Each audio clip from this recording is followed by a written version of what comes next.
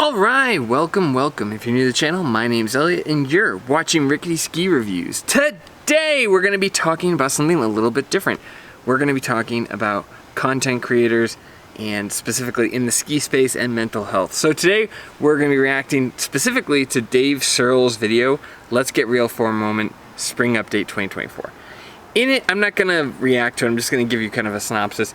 In it, Dave talks about how he's kind of been struggling with content creation, how it's taking him a lot longer than he thought it would to make videos, how he doesn't like reading the negative comments, how he's going through and seeing a mental health therapist, which I strongly recommend. Anybody who is having a hard time with that, that's great.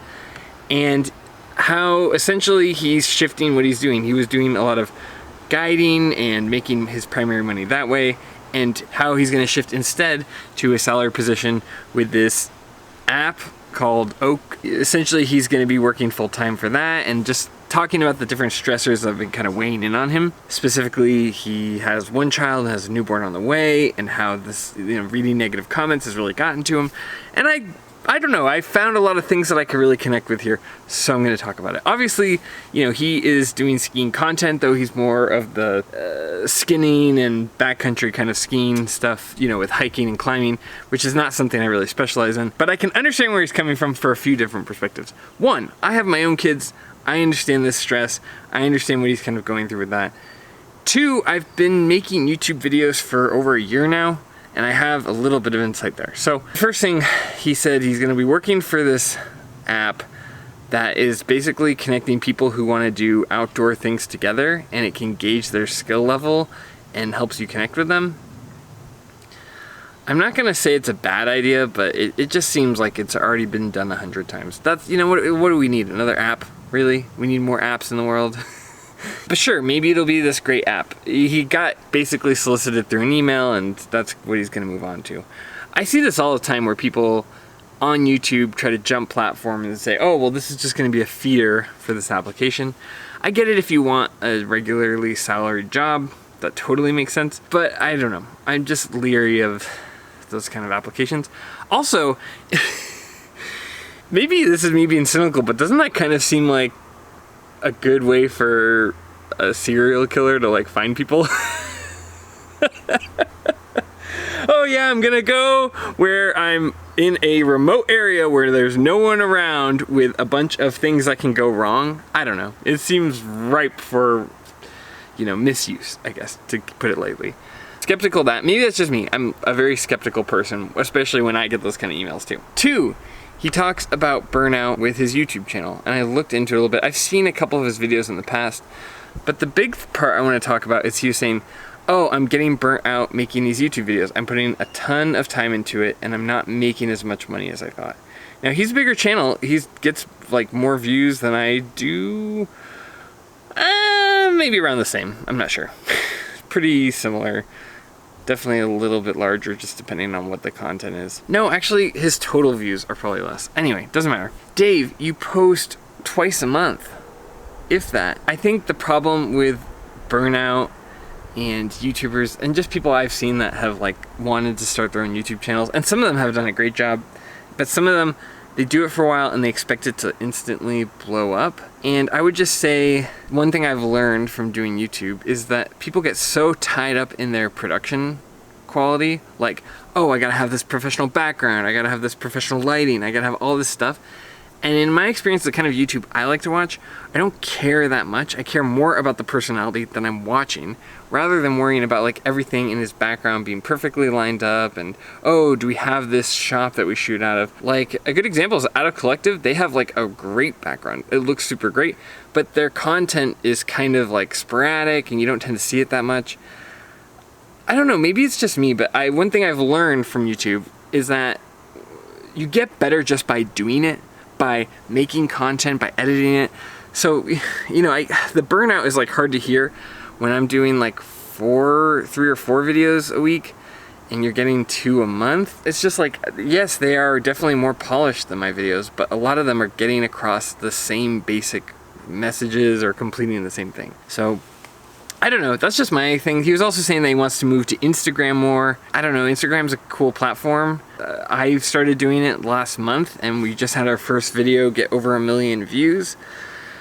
But I don't know, it's not that complicated, and the platform itself I don't feel like is a good long-term solution. Like, I do it just for fun, as like a hobby. Like, it's something where I can put together a funny meme video while I'm like giving my kids a bath or while I'm, you know, cooking dinner. It's pretty easy to do, but I don't know if it's long-term that's sustainable. I'm certainly not monetized on there or anything. That's just for fun. So I guess for Dave, you know, I'm not your dad. I don't care what you do. You can do whatever you want. I would just be careful.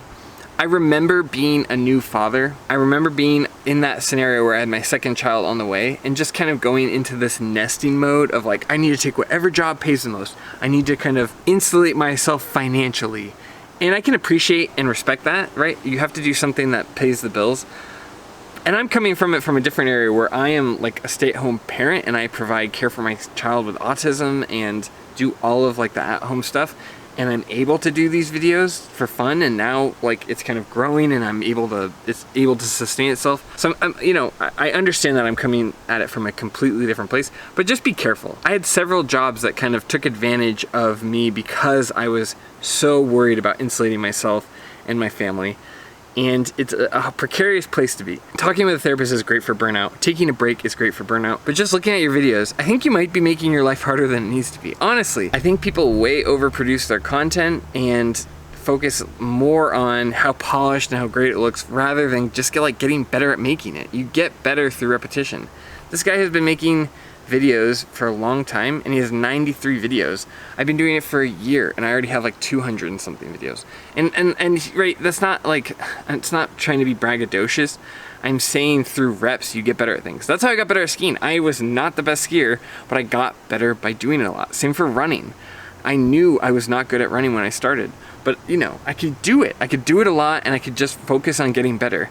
And I've always kind of treated YouTube the same way. Like, yes, the video I put out today isn't gonna be perfect. The video I put out at first was not perfect. But every time I put out a video, I watch it and I learn from it and I get better. And it creates a lot less stress, honestly.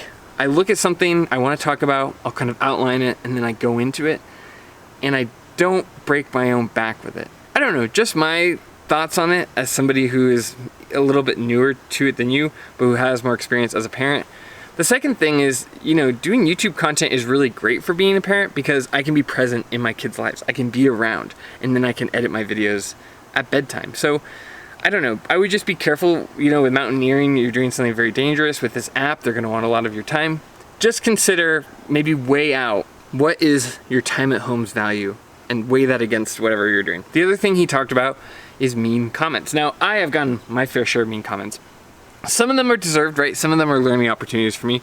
But I've absolutely had people who said mean things. I've had ski reps go on and use their personal accounts and say mean things, and then I look them up on LinkedIn, and sure enough, they're a rep for like 1 or 2 different ski companies. I get it. What I have chosen to do is just say like, okay, this person has posted like 2 or 3 mean comments. I'm just gonna hide them from the channel.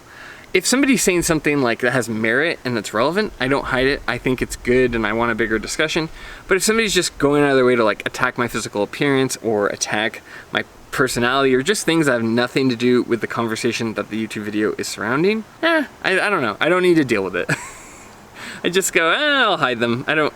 And that basically, what I believe it does on YouTube is it lets them see their comment, but no one else can see it. So that's what I do. That's how I deal with it. I think that you have to value your time. You have to value your mental health. It seems like if these moves that you're making are gonna do that for you, great. But I would just consider the broader picture. I've worked for a lot of software companies. I worked in sales before this. I worked in financial tech. And typically these startup things, they come, they go. I would continue making content. I think that, you know, I guess I don't know how sustainable it is long-term for you and your lifestyle, but just be careful and be thoughtful on it. And when it comes to your mental health, yeah, put that first. You could say that my production quality is really low, but I really just prioritize talking honestly and talking earnestly, and I basically run it in a way that's sustainable so that I can put content out for you guys. So anyway, I mean, that's just how I do it though. Maybe that's wrong, maybe that's right, I don't know. I know a lot of people like to be perfectionists on their YouTube videos, but maybe it doesn't have to be perfect. Maybe we just want to hear what you have to say, David. Anyway, that's all I have. A very different video, but you know, it's Monday, so I hope you enjoy it anyway. As always, thank you for watching. If you like this kind of content, please consider liking and subscribing. I promise the next video will be more about ski gear, but I wanted to kind of dive into this because this is somebody I see talking about ski gear, and I hope to continue seeing on YouTube talk about ski gear. We need more people talking honestly about gear. That's just my opinion. As always, thanks for being here, thanks for watching, and I'll see you in the next one. See ya.